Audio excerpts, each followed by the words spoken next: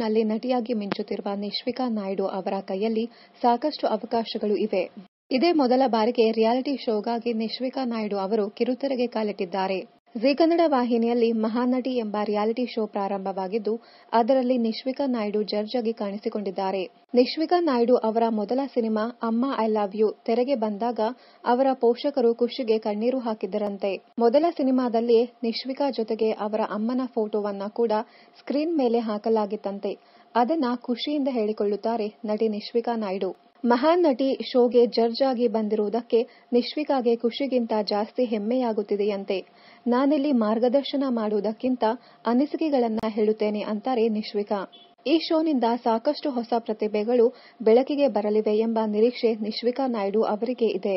ಮಹಾನಟಿ ಶೋಗೆ ತೀರ್ಪುಗಾರರಾಗಿ ನಿಶ್ವಿಕಾ ನಾಯ್ಡು ಜೊತೆಗೆ ರಮೇಶ್ ಅರವಿಂದ್, ಪ್ರೇಮಾ, ನಿರ್ದೇಶಕ ತರುಣ್ ಸುಧೀರ್ ಇದ್ದಾರೆ.